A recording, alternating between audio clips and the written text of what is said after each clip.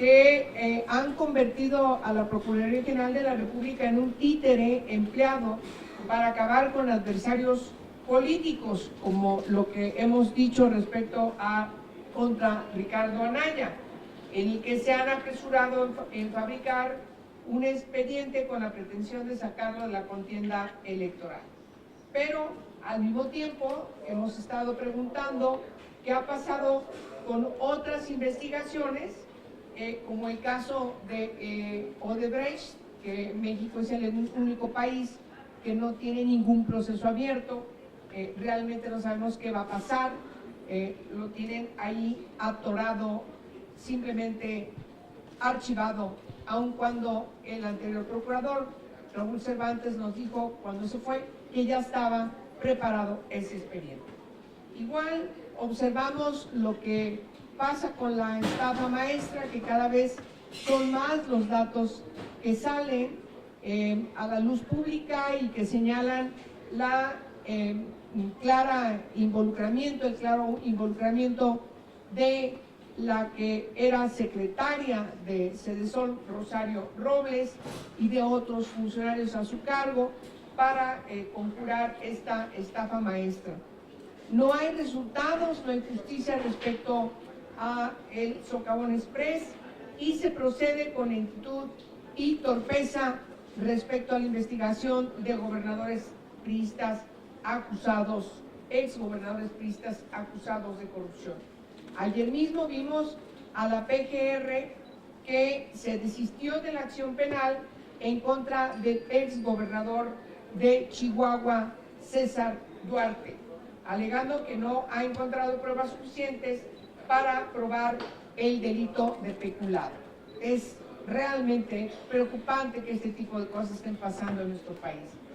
Y por si fuera poco, hoy, que es motivo de lanzar este boletín de prensa, nos enteramos respecto a un nuevo escándalo a partir del informe de quien representa al Alto Comisionado de Naciones Unidas para los Derechos Humanos en nuestro país, que hizo una investigación y se concluyó que autoridades federales cometieron actos de tortura y otras violaciones a los derechos humanos a 34 personas que están involucradas en los hechos de Ayotzinapa, donde está el caso de la desaparición forzada de 43 estudiantes de la Normal de Ayotzinapa. Quiere decir, como dice la propia investigación del Alto Comisionado, y lo leo textual, hubo un modus operandi prácticamente uniforme en la manera en que las personas habían sido detenidas arbitrariamente y torturadas hasta extraerles información o confesiones. ¿Qué quiere decir esto? Pues hay que recordar lo que dijo Juan Méndez, el relator contra la tortura, que vino aquí a México y señaló que la tortura era una práctica generalizada y el gobierno se escandalizó. Cancillería prácticamente él dijo: nunca más vuelves a venir a México. Afortunadamente lo trajimos como asesor para dar la última revisión en ese momento al proyecto de ley contra la tortura que estábamos concretando. Bueno, este tipo de cosas, francamente, lo que reflejan es que la PGR no está haciendo su tarea.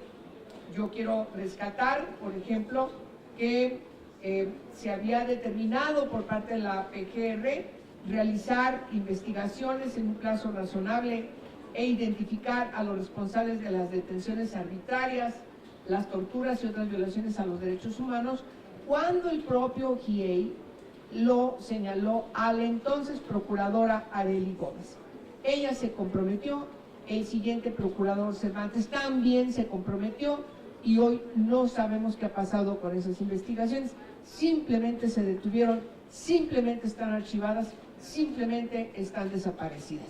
Y entonces lo que tenemos es el informe que da el Alto Comisionado de Naciones Unidas para los Derechos Humanos, donde nos está señalando lo que sabíamos, las acusaciones que se estaban investigando respecto de que de estas personas detenidas en el caso de Ayotzinapa, 34 han presentado denuncias de tortura. Esto significa ni más ni menos un deterioro de nuestras instituciones. Estamos llegando al final del sexenio del presidente Peña en una crisis terrible, una crisis de deterioro de las instituciones del Estado que francamente deberíamos llamar la atención a que esto se detenga. Eso es lo que nosotros estamos estableciendo. En primer lugar, el señor encargado de la PGR tiene que ser removido de ahí. Tiene que nombrarse de manera formal a quien debe estar al frente de la Procuraduría General de la República, reuniendo los requisitos que se necesitan para que pueda retomar la conducción de este ente que tiene que funcionar de manera debida. Y por supuesto, también llamamos la atención a que es necesario, a que es imprescindible, a que ya no hay manera de dar la vuelta, a discutir cómo tiene que ser la transformación de lo que debe ser la Procuraduría General de lo que debe ser la Fiscalía General de la República. La Procuraduría General de la República tiene que transitar a ser un órgano autónomo, y ese órgano autónomo, como lo señala la Constitución, tiene que discutirse para que en una ley que tenga que ser, insisto, también discutida con especialistas, dé lugar a esta transformación del Ministerio Público para que le sirva a la nación. Termino.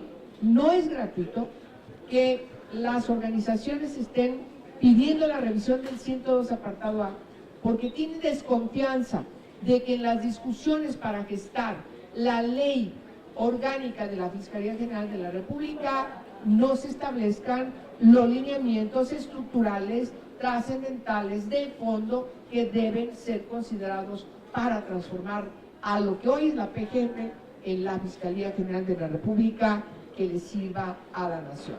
De tal manera que hoy estamos ante una situación indiscutible de la inoperancia de estas instituciones que tenemos que rescatar. Nuestro país ha enfrentado situaciones muy complicadas, se han logrado consensos políticos en su momento para transformar estructuralmente estas instituciones, y entonces necesitamos que se regrese a ese camino, al camino de la discusión docta, especializada, de vindicación de las instituciones, porque nos parece muy grave que un caso que tienen también archivado, detenido, como es el caso de los 43, hoy se nos anuncie que de las personas que tienen detenidas, 34 sufrieron tortura. Esa es la conferencia que hoy estoy dando con ustedes, porque nos parece que este informe de la oficina del Alto Comisionado no puede pasar desapercibido. Senadora, tenemos una pregunta, y Iván Salgado.